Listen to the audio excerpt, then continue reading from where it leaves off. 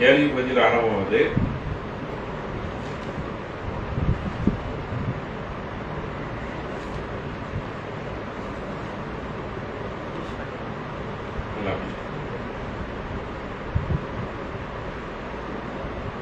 ஜிப்ரீல் அலைஹிஸ்ஸலாம் அவர்களுக்கு நபி ஸல்லல்லாஹு அலைஹி வஸல்லம் ஒரு முறை தான் சந்திச்சாங்க. அவங்களுடைய நேச்சுரல் அந்த உருவத்துல அவர்களுக்கு எத்தனை இறக்கைகள், சிறகுகள் இருக்கிறது எண்ணிக்கையில். மலக்குகளின் தலைவராக இருக்கக்கூடிய ஜிப்ரீல் அலைஹிஸ்ஸலாம் அவர்களுக்கு எத்தனை இறக்கைகள் இருக்கிறது. அல்லாஹ் வந்து இறக்கைகள் படைச்சிருக்காங்க. பெண்கள் உங்கள்ட்ட இருந்து சொல்லுங்க. ஒவ்வொரு மலக்குக்கும் 2, 3 மஸ்னா சுலாசா மலக்குகளுக்கு அல்லாஹ் சொன்னான். 20 ரெக்கைகள் சொல்லுங்களேன். கரெக்டா சொல்லுங்க. 600 ரெக்கை வந்து அவங்களுக்கு உண்டு. ஒவ்வொரு மலக்குக்கும் ஒவ்வொரு ரெக்கை. சில மலக்குக்கு 4 இருக்கும், 5 இருக்கும். ஏன்னா அல்லாஹ் இன்னொரு இடத்துல என்ன சொல்றான், நான் நாடியதை படைப்பேன் அப்படின்ட்டான். இவங்க தானே மலக்குடைய தலைவராக இருக்கிறதுனால என்ன செய்திருவாங்க, ஒரே அடுத்து சல்லுன்னு போயிருவாங்க. அந்த மாதிரி படைப்பு தானே. இப்போ இங்க இருந்தா மேல போயிருவாங்க. 50,000 வருஷத்துக்கு நிகரான ஒரு நாளுடைய ஸ்பீட்ல அவங்க போறாங்க. அந்த அளவுக்கு உடைய வேகம். அடுத்து வந்து முஸ்லீம்களுடைய முதல் ஹிஜ்ரத் எங்கு சென்றார்கள்? மக்காவில் துன்புறுத்தலுக்கு ஆளான முஸ்லீம்கள் முதல் ஹிஜ்ரத் எங்க போனாங்க? நாடு பேர் சொல்லுங்க. பக்கத்துல ஒரு நாடு இருக்கு. இன்னொன்னு அதான் ஃபர்ஸ்ட். அங்கதான் ஒரு குறிப்பிட்ட ஒரு மக்களை அனுப்பி வச்சாங்க. அபிசீனியா நடக்கிறாங்க. அபிசீனியாக்கு கப்பல்ல வந்து உஸ்மான் ரலியல்லாஹு கூட போனாங்க. அதுக்கப்புறம் தான் என்ன செஞ்சாங்க, நிறைய பேர் வந்தாங்க. பாதி பேர் இங்க போனாங்க. ஏன்னா ரொம்ப துன்பமா இருக்கிறதுனால 2 இடமா பிரிக்கிறாங்க. அது வந்து கிறிஸ்தவ நாடுகள் ஆட்சி செய்த ஒரு நாடு. மதீனால வந்து எல்லாரும் கலந்துருக்காங்க. கிறிஸ்தவர்கள் இருந்தாங்க, யூதர்கள் இருந்தாங்க, அப்புறம் முஸ்லீம்கள் கூட இஸ்லாத்தை கொஞ்சம் கொஞ்சமா ஏற்றி என்ன செய்தாங்க. 70 பேர்கிட்ட இஸ்லாமியர்களும் இருந்தாங்க, சாபீன்களும் இருந்தாங்க, எல்லாம் கலந்து இருந்தாங்க. அபிசீனியாவுக்கு போனாங்க. அது வந்து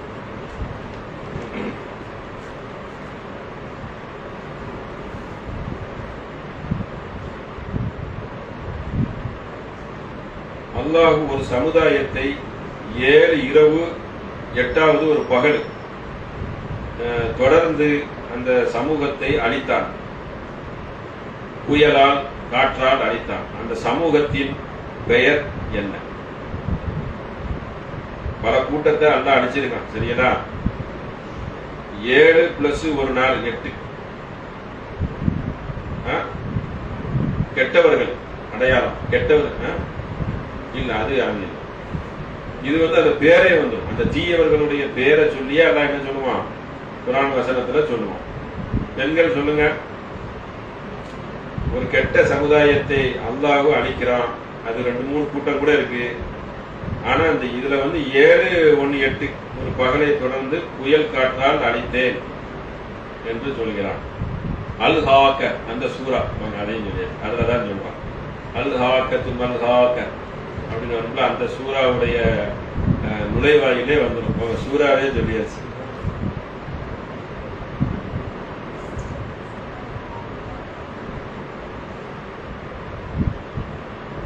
அப்போ நீங்க படிக்கல. நீங்க சொல்லுங்க. इमाम साहब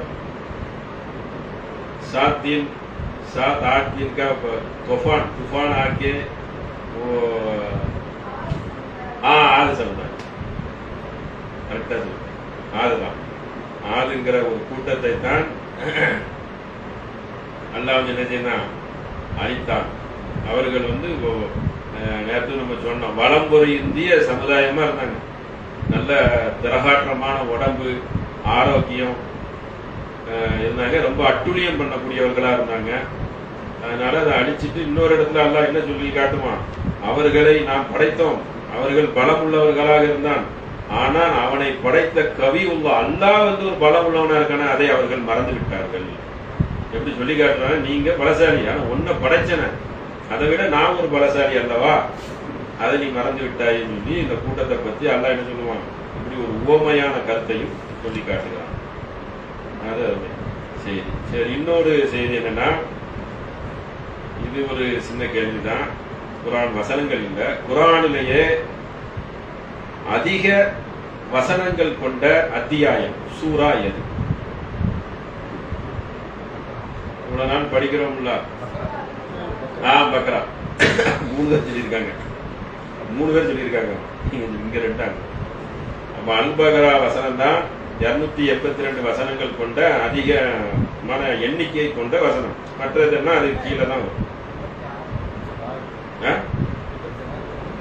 82 அப்படியா?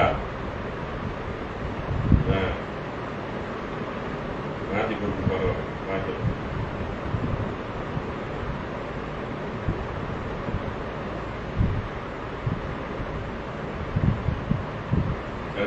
286 286 கொண்ட வசனங்கள் பெரிய சூரா. அடுத்து மெஹராஜ் பயணத்திலையும் பார்த்தார்கள், அல்லாஹ் குர்ஆன்லையும் சொல்லி காட்டினான். மேல வந்து சொர்க்கத்தின் நுழைவாயில வந்து ஒரு மரம் இருக்கிறது, அந்த மரத்தின் இலையை எதற்கு உதாரணமாக நபி ஸல்லல்லாஹு அலைஹி வஸல்லம் அவர்கள் சுட்டி காட்டினார்கள். மரத்துடைய பேரை சொன்னாலும் சரிதான். அதாவது ஒரு மரம் இருக்கிறது சொர்க்கத்துல, சரிங்களா? அந்த இழந்த இலை, அந்த அந்த இலையுடைய சைஸ வந்து ஒரு ஒன்ன வச்சு சுட்டி காட்டுவாங்க ஓமையா. அந்த இலையுடைய சைஸ் பெருசா இருக்கும். அந்த சைஸுக்கு வந்து என்ன செய்வாங்கன்னா, ஒரு ஒரு வனவிலங்க சுட்டி காட்டுவாங்க. அந்த வனவிலங்கு என்ன?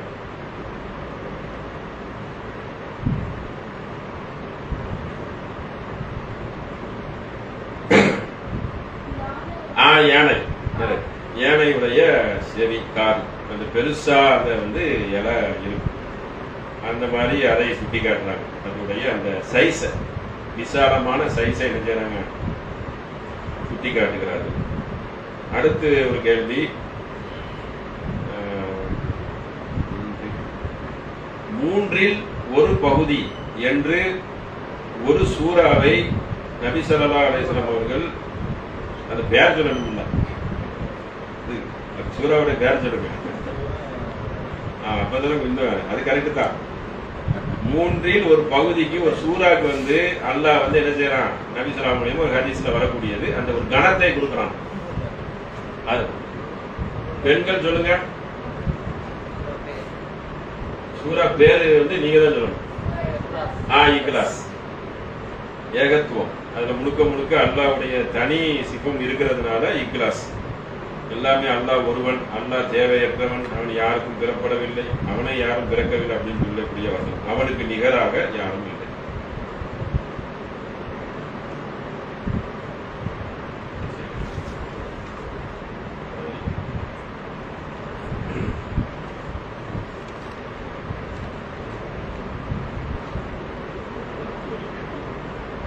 ஒரு இறை தூதர் அவர்களுக்கு, ஒரு நபி அவர்களுக்கு அதிகமான நோயால் பாதிக்கப்பட்டார். ஐயூப் அலைஹிஸ்ஸலாத்து வஸலாம். ஒரு எளிமையான கேள்விகள் தான். மதீனா என்ற ஊருக்கு மற்றொரு பெயர். இன்னைக்கு மதீனான்னு சொன்னோம்ல, அதுக்கு வந்து யஸ்ரிப். யஸ்ரிப், மதீனா என்றால் சிட்டி, யஸ்ரிப் என்றால் அதனுடைய பேர். மதீனா வந்து அன்னைக்கு இருந்த ஒரு சிட்டி, அதாவது நகரம். மதீனத் என்று சொன்னால் நகரம். பல ஊர்களுக்கு மதீனத்துங்கிறதே வைப்பாங்க, சிட்டி. அங்கே எழுதி போட்டிருப்பாங்க. அதான் அதுக்கு உண்டான. நபி ஸல்லல்லாஹு அலைஹி வஸல்லம் அவர்கள் பக்கத்தில் முதல் அடங்கப்பட்ட நபி தோழரின் பெயர் என்ன? அபூபக்கர் சித்திக் ரலியல்லாஹு அன்ஹு. யாருடைய நாவில் அல்லாஹ் பேசுகிறான்? உமர் ரலியல்லாஹு அன்ஹு. உமர் ரலியல்லாஹு அன்ஹு சொல்றதுக்கு முன்னாடி சொல்லிட்டீங்களா? கேள்வி கேட்கறதுக்கு முன்னாடி. அதாவது உமர் ரலியல்லாஹு அன்ஹு வந்து ஒரு கருத்தை வந்து சொல்ல வந்து அதுக்கு நெருக்கம் இல்லை, அதுக்கு ஈக்குவலா கூட என்ன செஞ்சிடும், வசனங்கள் வந்து அருளப்பற்றும்.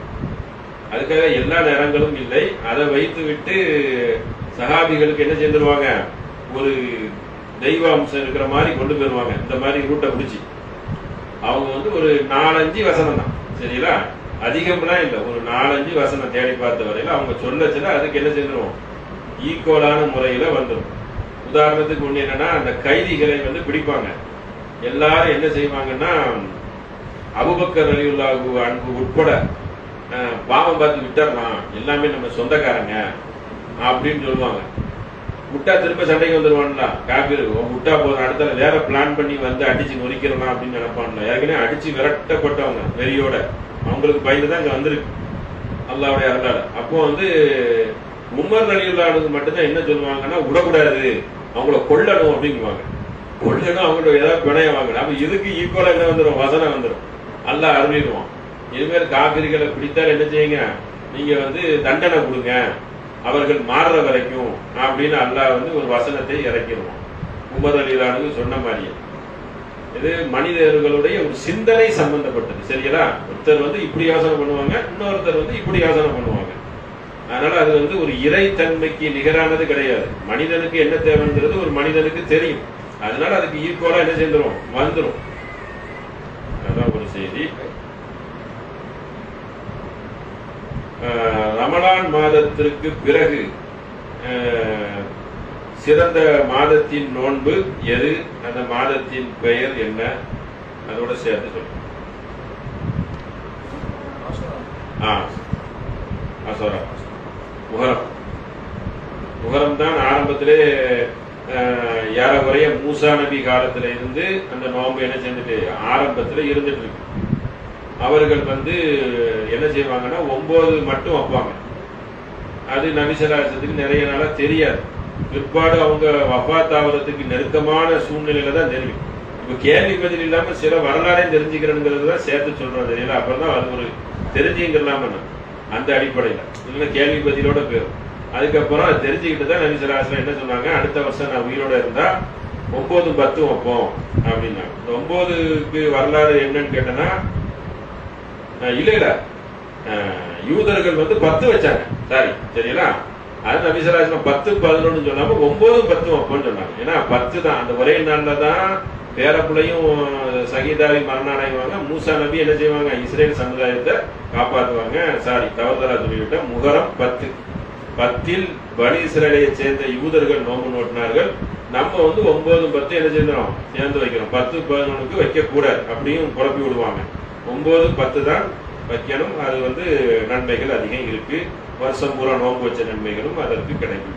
அப்ப மூசா நபி காலத்திலேருந்து அது நடைமுறையில இருக்குது. மக்கத்து காபீர்களும் அந்த நோன்பை வச்சாங்க. அடுத்து என்னன்னா,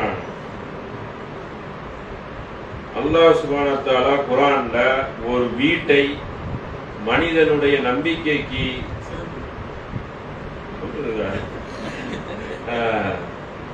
மனிதனுடைய நம்பிக்கைக்கு உவமையாக ஒரு பொருளை சொல்லி காட்டுகிறான். இதுதான் பலவீனமான வீடுன்னு சொல்லி.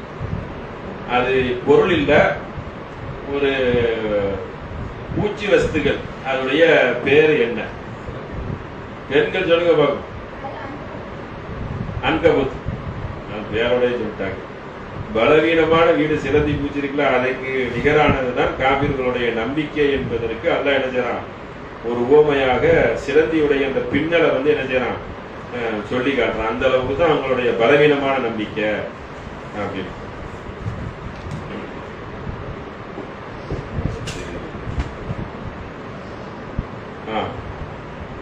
யாக்கூப் நபி அவர்களுக்கு எத்தனை பிள்ளைகள்? ஏற்கனவே நீங்க பேசணும்னு நினைக்கிறேன், சொல்லுங்க பாப்போம். நபி யாக்கூப் நபி அலைஹிஸ்ஸலாத்து வஸலாம் அவர்களுக்கு எத்தனை பிள்ளைகள்? எண்ணிக்கை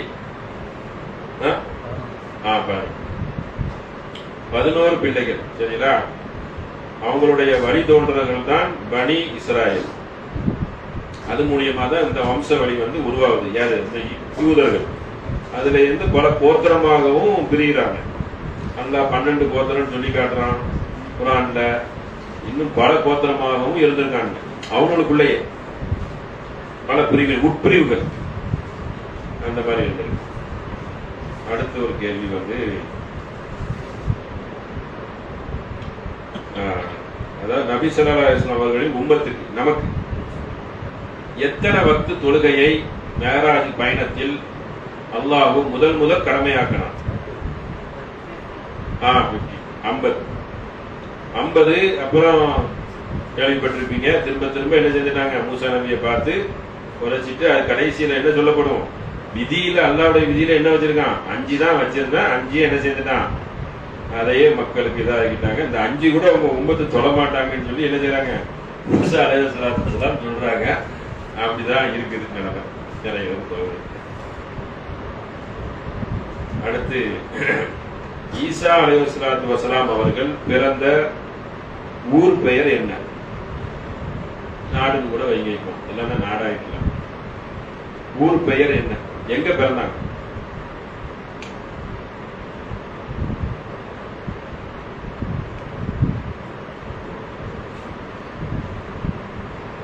என்னங்க? பாலஸ்தீன். அங்கதான் பிறந்தாங்க. அங்கதான் மரியம் அவங்க வந்து தனித்து இருக்கிறாங்க. அந்த ஏரியால தான் அவங்க பிறந்தாங்க. அங்கதான் இவங்க ஜகரியா நபி இருந்தாங்க. அவங்க மகன் யஹ்யா நபி அங்கதான். பல தூதர்மார்கள் அங்கதான். நமக்கு சில தூதர்மார்களை அங்கிருந்து அல்லாஹ் எடுத்து காட்டுறான். பல தூதர்களுடைய வரலாறை நாம் காட்டவில்லைங்கிறதையும் என்ன செய்யறான்? சொல்லிட்டான். அதையும் சொல்லிடுறோம். அல்லாஹுவின் பதிவேட்டில் உள்ள மாதங்களின் எண்ணிக்கை எத்தனை? அல்லாவே வந்து ஒரு எண்ணிக்கை வச்சிருப்பான்ல, அதை பத்தி குர்ஆன்ல என்ன சொல்லப்படுது? மாதம் மந்த். ஈஸி தானேங்க? 12, அவ்வளவுதான். 12 மாசம் தான். 12 மாசத்தை அல்லாஹ் சொல்லி காட்டலாம். அல்லாஹ்வின் விதியிலையும் என்ன இருக்கு? 12 மாசம் இருக்கிறது. அதான மனிதர்களும் 12 ஆகியிருக்கான். தஜ்ஜால் வருகையில் ஒரு குர்ஆனின் முன் வரிசைய, ஒரு சூரா பூரா இல்ல, ஒரு முன் பேப்பரை மட்டும், காஃப் என்ற சூறாவில் வரக்கூடிய முன்பகுதி 7-8 வசனங்களை நீங்கள் மனனம் செய்து வச்சுக்கிறோம்னா அது என்ன செய்யும்? தஜ்ஜால் வரத்துல எப்படி அத்தகையாத்துல செலவாக்கு வந்ததுக்கு அப்புறம் துவா கேட்கிறோம், அதே போல இதுவும் ஒரு செய்தி இருக்கு, ஆதாரபூர்வமான செய்தி. சரிங்களா? இந்த சூறா ஓதுறதுல வந்து நிறைய வரும். சரிங்களா?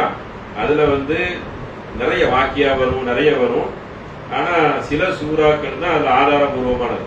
நாசு, பலக்கு, இக்லாசு, ஃபாத்திஹா, அப்புறம் வந்து காஃப், பக்ரா, ஆல இம்ரான், பகராவுடைய கடைசி பேஜ் 255 ஆயத்து குர்சி, இப்படி ஒரு வரும். அவ்வளவுதான். மற்ற குர்ஆனுடைய வசனங்கள் படிச்சா நன்மை இருக்குது. ஆனா இதை படிச்சா இது கிடைக்கும், இதை படிச்சா அது கிடைக்கும் சொல்லக்கூடிய செய்திகள்ல இதெல்லாம் வருது. அல் பகராவையும் ஆல இம்ரானையும் யார் ஓதி வருகிறார்களோ அது மறுமையில என்ன செய்யும்? நமக்கு சாட்சியாக வந்து நிற்கும். அது நமக்கு என்ன செய்யும்? பரிந்துரைக்குன்னா அல்லாஹ் வந்து அந்த மாதிரி நம்ம படித்ததுக்கு கௌரவிக்கிறான்னு அர்த்தம். சரிங்களா? என்னையே படிச்சுக்கிட்டு இருந்தான், என்னையே ஓதிக்கிட்டு இருந்தான் அப்படின்னு சொல்லி அந்த சூறா வந்து, அந்த சூறால அவ்வளவு செய்திகளும் இருக்கு, அது வேற விஷயம். அது வந்து நமக்கு என்ன செய்யும்? சிபாரிசு செய்யும். இப்படி எல்லாம் சொல்லப்படுகிறது. அதுவும் ஆதாரபூர்வமான நபி மொழி தான்.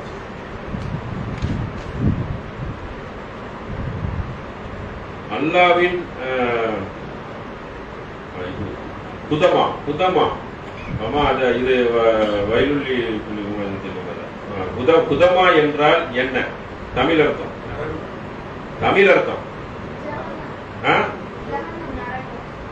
எப்படி சொல்லணும்? அதுக்கு ஒரு இலக்கணம் இருக்குல்ல, ஒரு செய்தி சொல்லத்துல.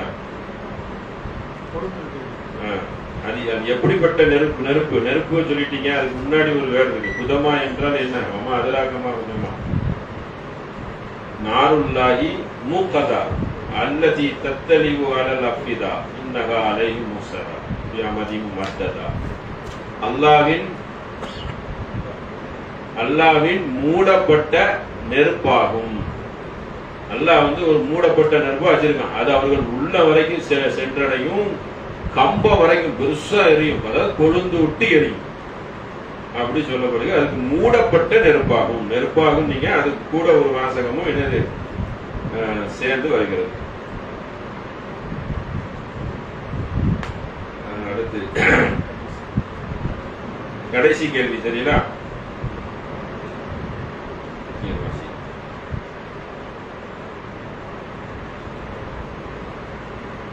போர்க்களத்தில் நபி ஸல்லல்லாஹு அலைஹி வஸல்லம் அவர்கள் ஒரு பட்டியல் போட்டிருக்கிறாங்க. பட்டியல் சின்ன பட்டியல் தான்.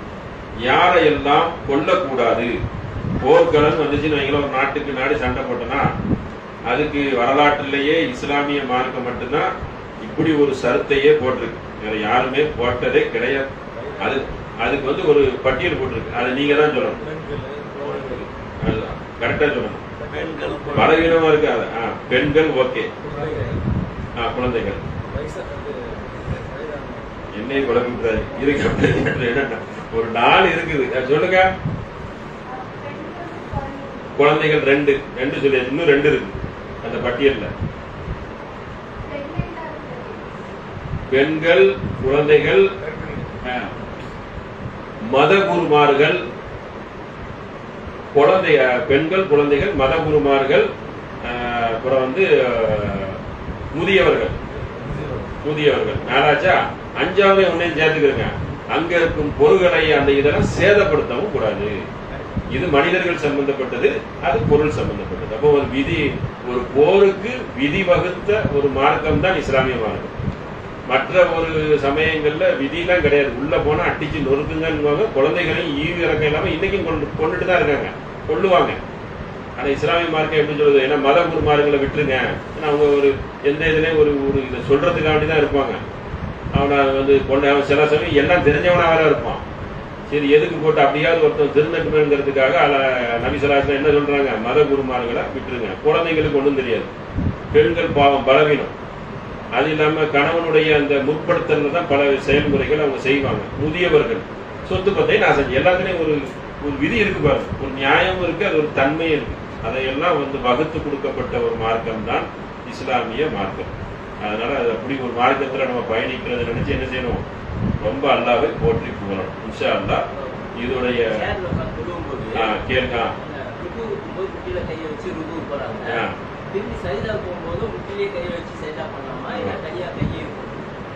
அதாவது தொழுகைச்சல உட்கார்ந்து தொழுகிறவங்களுக்கு என்ன வசதிகள் இருக்கு, எப்படி செய்யலாம்னு கேக்குறாங்க.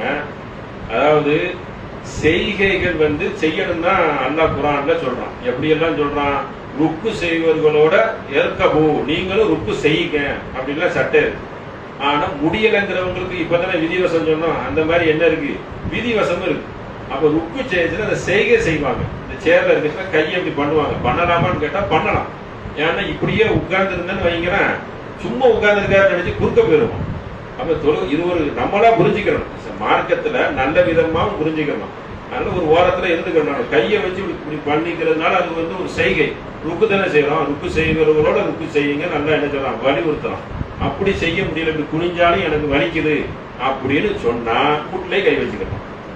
ஆனா அதை பாத்துக்கிறோம். ஏன்னா அது தொழுகிறாங்கிறது தெரியாதுல. நல்லபடியா தொழுதுட்டு இருந்தாலே என்ன செஞ்சிருவோம்? குறுக்க போகக்கூடியவங்களா இருக்காங்க. வீடா இருந்தா பிரச்சனை இல்லை. அப்ப என்ன செய்யறதுக்குன்னா அப்படி கையை வைக்கிறதுனால ஒண்ணுமே என்ன இல்ல, குற்றம் இல்லை. எப்படி குற்றம் இல்லைன்னு கேட்டா இன்னொன்னே சொல்லிடணும்ல, அல்லாஹ்வின் நல்லடியார்கள் சிந்திப்பார்கள். எப்படியெல்லாம் சிந்திப்பார்கள்? காயிமுன் நின்ற நிலையில் சிந்திப்பார்கள். அவர்கள் அமர்ந்த நிலையில் சிந்திப்பார்கள். அவர்கள் தூங்கிய நிலையிலும் சிந்திப்பார்கள். சிந்தித்து என்ன செய்வாங்க? அப்பலா யததப்பரூன், அல்லாஹ் இந்த உலகத்தை வீணாக படைக்கவில்லை, காரண காரியத்தோட படைத்திருக்கிறான். அப்படி எல்லாம் வசனங்கள் வரும். இது குர்ஆன் வசனம். நபி ஸல்லல்லாஹு அலைஹி வஸல்லம் வாழுங்காலத்துல ஒட்டகத்துல இருந்து தொழுதுருக்கிறாங்க. ஹதீஸையும் பார்க்கணும்ல. அமர்ந்து தொழுதுருக்கிறாங்க. கடைசி காலத்திலையும் தொழுதுருக்காங்க. இடப்பட்ட காலத்திலையும் தொழுதுருக்காங்க. 2 ரக்காத்து நின்று தொழுதுட்டு 2 ரக்காத்து வலிச்சிருக்கும்.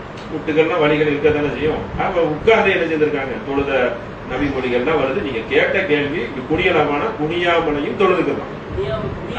அந்த சைகை செய்யாம அப்படி உட்கார்ந்து தொழுதுக்கலாம்.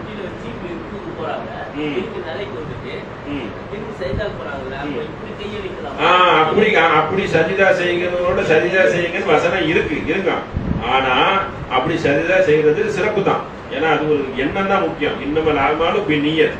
ஆனா செய்ய முடியல. இப்படி குனிஞ்சா கூட எனக்கு குறுக்கு வலிக்குன்னு ஒரு மனிதன் இருக்கத்தானே செய்வான். பேக் பெயின்லாம் வந்தா பயங்கரமா இருக்கும். அப்ப என்ன செய்யலாம், நீங்க வந்து இப்படி இருக்கணும், இப்படி இருக்கணும். உங்களுடைய உடல்நிலைக்கு தகுந்த மாதிரி நீங்கள் அதை வளைத்துக் கொள்ளலாம். குற்றம் இல்லை. அல்லாஹ் அதை மன்னிக்கக்கூடியவன். ரஹ்மூராஹிமீன், கருணையாளர்கள் கருணையாளன். அது இல்லாம தேவையற்றவனா இருக்கான். ஏன்னா நீங்க எல்லாம் உலகம் பூரா ஒரு பட்டியல் போட்டு தொழுக போறேன் என்று சொன்னாலும் அல்லாஹ்வுடைய கண்ணியம் என்ன ஆக போறது இல்ல, கூட போறது இல்ல. நீங்க எல்லாம் தொழ மாட்டேன், இவாதத்தை செய்ய மாட்டேன்னு சொன்னா அவன் கண்ணியம் என்ன ஆகுறது இல்ல, குறைய போகிறது இல்லை. அப்ப தொழுகிறது நம்ம மனசுத்தத்துக்காக, நம்ம நல்லபடியா இருக்கணும். இறைவனை 5 நாள் தான் தக்குவால இருந்தால்தான் நம்ம வந்து நல்லபடியா வாழ்க்கையை என்ன செய்ய முடியும், கொண்டு போக முடியும். அதுக்கு தான் தொழுகை வந்தா அல்லாஹ்க்கு என்ன ஆயிடுது, நம்ம திருந்தன்மை, மனித சமுதாயம் நம்ம கெட்டு போயிருவோமே. வெளியே போனா உலகத்துக்கு போனா சிந்தனை மாறி இருக்கும். இந்த மாதிரி இறை விசுவாசியா இருந்தா தான் நம்ம நல்லபடியா நடக்க முடியுங்கிறது தான் அந்த தொழுகை. ஆனா நம்மளோட எந்த சக்தி இருக்குதோ அதை பயன்படுத்தி கொள்ளலாம். எந்த ஒரு குற்றமும் கிடையவே கிடையாது. நிறைய நபிமொழிகள் இருக்கிறது. அதனால நீங்க அந்த முடிஞ்சா சஜிதா செய்யுங்க. செய்ய முடியலையா, எழுதி போட்டிருக்காங்கன்னா எல்லாரும் தான் பள்ளிவாசல தொப்பி போடுங்கன்னு எழுதி போட்டிருக்கான். தொப்பி போடாதவன் பள்ளிவாசலுக்கு வராதான் இருக்கான். பள்ளிவாசல் அல்லாஹ்வுக்குரியது. இன்னும் மசாஜித் இல்ல, அல்லாஹ்வுடைய பள்ளியில வந்து அப்படி சொல்லவே கூடாது. அதுவே குற்றம். அவன் பள்ளிவாசல என்னத்தை வேணாலும் எழுதி போடுவான். தொப்பி போட்டவன் பள்ளிக்குள்ள வாங்க, இல்லாத வராதிங்கிறான். மதுகப்பை ஏத்துக்கிட்டா வாங்க, இல்லாதையும் வராதிங்கிறான். அவன் பள்ளிவாசல் அல்லாஹ்வுடைய பள்ளிவாசல். இன்னும் சொல்ல போறது அந்த பள்ளிவாசல தனி மனிதன் உரிமை கொண்டாடவே கூடாது, உரிமையானதுனால அவன் என்ன வேணாலும் சொல்லுவாங்க. நம்ம நான் சொல்ல என் தொழுகைக்கு நான் தானே பதில் சொல்லணும். அடுத்த கேள்வி இருக்குல்ல, என்னுடைய கபருக்கு நீ பதில் சொல்ல போறியா? சட்டம் இதுதான், சட்டம் இதுதான். நபிசல்லாஹு உட்கார்ந்து தொழுதுருக்காங்க, நபி தோழர்கள் உட்கார்ந்து தொழுதுருக்காங்க. என்ன நிறைய ஆதாரங்கள் எல்லாம் இருக்கிறது. அல்லாஹ் குர்ஆன்ல நேரடியா அந்த வசனங்களை சொல்லிட்டான். பலவீனமாக மனிதனை படைக்கப்பட்டிருக்கிறான்னு வர சொல்றான். மனிதன் பலவீனமா படைக்கப்பட்டிருக்கான், அவனுக்கு பல பிரச்சனைகள் வரும். அப்ப என்ன செய்வான்? அல்லாஹ் தேவையற்றவன்கிற வசனம் இருக்கு. ஹஜ்ஜியை சொல்ல கூட என்ன சொல்றான், கனிவுள்ள ஆளுமின், அகிலத்தர விட்டுறவன் தேவையற்றவன். தேவையற்றவன் சாதாரண தேவையற்றவன் இல்ல, ஒண்ணுமே வேண்டாம். பள்ளிவாசலுக்கு வந்து ஈசன் கை வெறும் கைமா தொழுதுட்டு போவாங்க. ஹஜ்ஜிங்கிறதுல எல்லாமே இறைவனை தக்குவாவை வர வைத்து மனித இனத்தில் நல்லபடியாக நடக்கக்கூடியதற்கு தான் தொழுகை, இபாதத்து, நோன்பு எல்லாம். அதுதான் அதோடைய இலக்கண சட்டம். அதனால முடியவில்லை என்றால் அந்த முடிந்ததுக்கு தகுந்த மாதிரி தாராளமாக என்ன செய்திருக்கலாம், தொழுதுகள்லாம் என்று சொல்லி இன்ஷா அல்லாஹ் நாளைக்கு இது கேள்விகள் இருந்தால் கேளுங்க. இன்ஷா அல்லாஹ் இதோட முடித்துக் கொள்ளலாம். பாரத நாடு ரப்பில் ஆலமீன். அஸ்ஸலாமு அலைக்கும்.